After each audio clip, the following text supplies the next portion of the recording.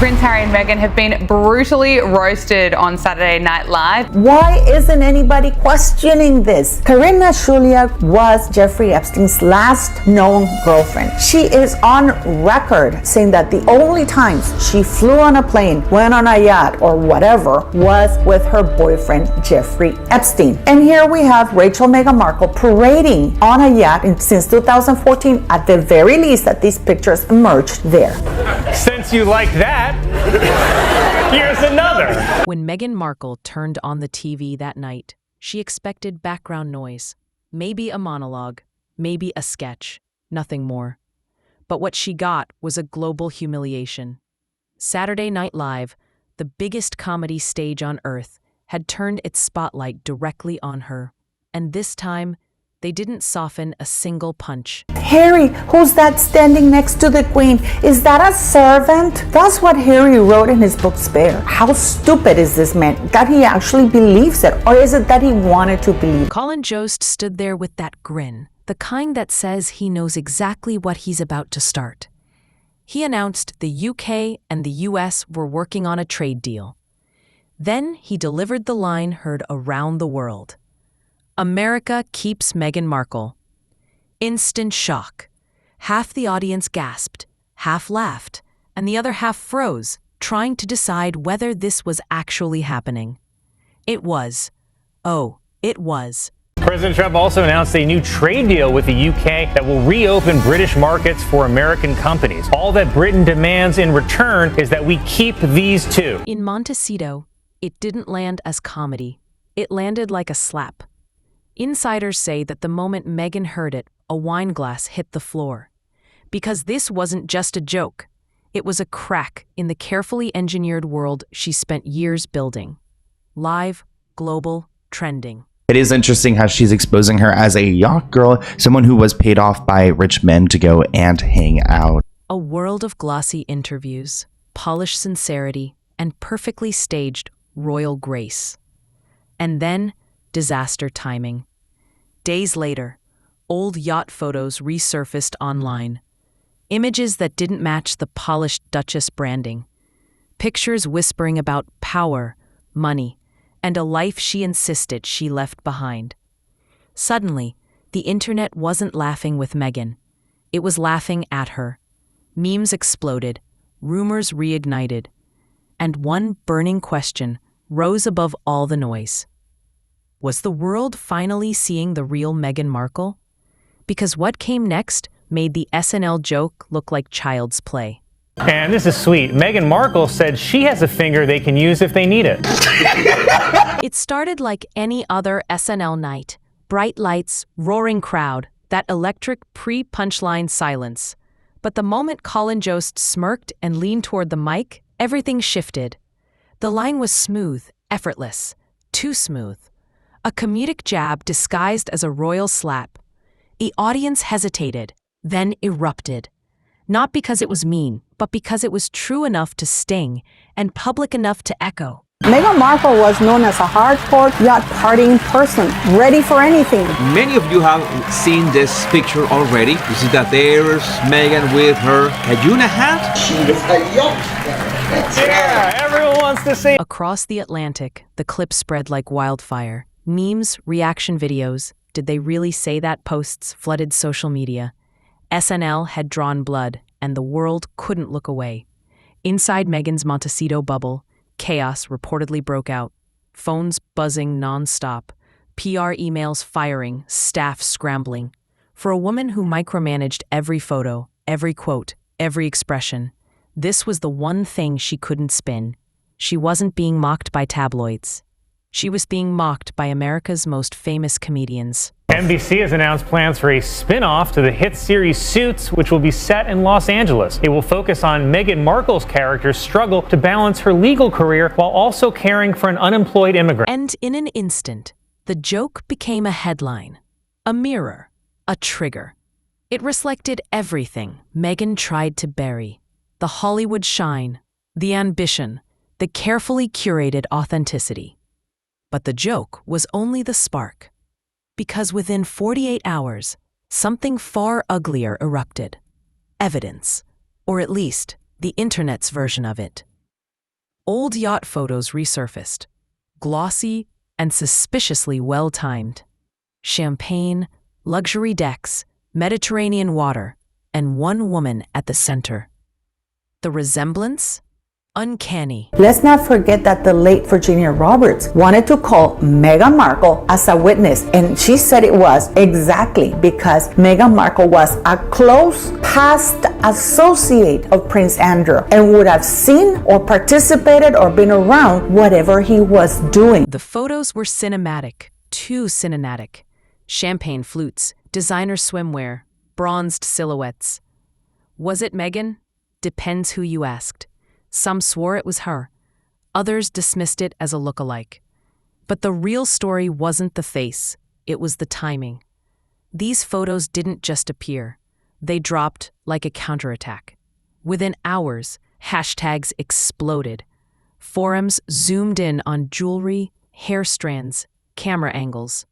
People connected dots that might not even exist. Past roles, mystery yachts, exclusive invite lists. Her past wasn't just under a microscope. It was being rewritten by strangers with Wi-Fi. Some said the pictures were years-old misidentifications. Others insisted this was a coordinated hit job. But coincidence?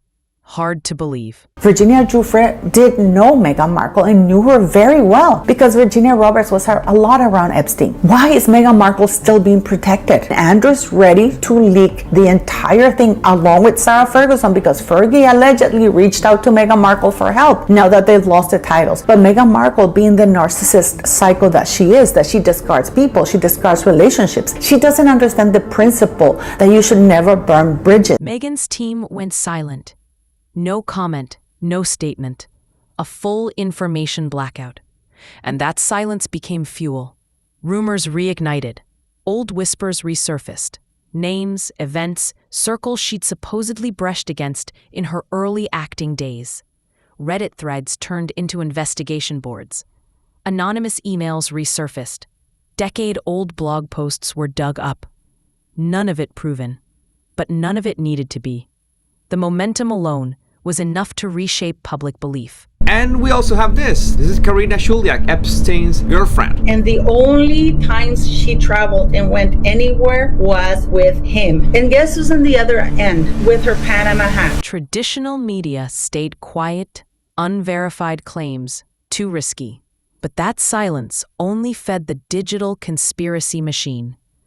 TikTok, YouTube, foreign creators jumped in, stitching screenshots into theories, presenting speculation as revelation.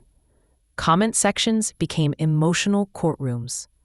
Inside Montecito, pressure mounted. Takedown requests, keyword tracking, 3 new uploads for every deleted one. Her brand, built on empowerment and control, was now being rewritten by total strangers. And as the wildfire spread, one question took over. Could she take back the narrative? Or had she already lost it? Because the next phase wasn't about rumors. It was about image collapse. And here we have Andrew, with whom looks like Marcus Anderson. This is in 2001 when Meghan Markle would have allegedly been on 3rd year. Meghan Markle hardly spent any time at Northwestern University. For years, Meghan's image ran like a perfectly edited highlight reel. Warm charity photos, flawless podcasts, empowerment language wrapped in soft lighting. But suddenly, the polish looked like armor. Viewers began noticing the seams. Every new interview clip got compared to the internet chaos. Even fans asked why she didn't address the storm head-on. Her brand was built on transparency, yet she had gone silent. The TIG teasers paused. Lifestyle launches paused. Appearances paused. It was like watching a luxury car stall in traffic while everyone recorded it. Experts weighed in. When authenticity is your product, silence feels like guilt. And that line went viral. Listen, I brought Meghan Markle, whatever her name is, to my Deal or No Deal celebrity golf tournament. She was one of my Deal or No Deal girls that were, she was a caddy for all of my celebrities. Yeah, everyone wants to say. In that silence, people filled the gaps with their own stories. PR reset, breakdown, strategy collapse. But the truth was simpler and harsher. the conversation had moved on without her. Inside the Montecito compound, the atmosphere shifted, not shouting, but exhaustion. Endless alerts, drafted statements deleted, advisors arguing over tone. Meghan withdrew. No journalist calls, no appearances, just strategy meetings that went nowhere. Every option felt dangerous. People of Montecito have made it pretty clear, particularly in the Vanity Fair article, that they're sick of this too. One neighbour said, they are the most entitled, disingenuous people on the planet. Harry tried to keep things normal. Runs, kids, routines. But friends noticed the cracks. Quieter, shorter visits, long late-night drives that looked more like escape. The compound felt like a newsroom stuck on breaking news. Screens replayed jokes, headlines, body language analysis. Even staff whispered to tabloids. Advisors eventually said, wait it out. But waiting only works for people who still control the clock. And online, the clock spins too fast. Silence wasn't strength anymore. It began sounding like surrender. People weren't debating what Meghan did. They were debating who she really was. The brand built on control and conviction was wobbling. The audience that once applauded her transformation now studied it like evidence. They missed the earlier Meghan, the one who seemed spontaneous, not scripted. And I know what you're going to say. Maybe it was just that one trip. No, there were quite a few trips. There's actually quite a lot of pictures about them. There are 2 pictures that leaked. Commentators called it the illusion collapse, the moment when celebrity sincerity hits its limit. The audience realizes the myth wasn't just about the celebrity. It was about their own belief in something perfect. And once that belief cracks, everything else shatters. The SNL joke didn't destroy Meghan.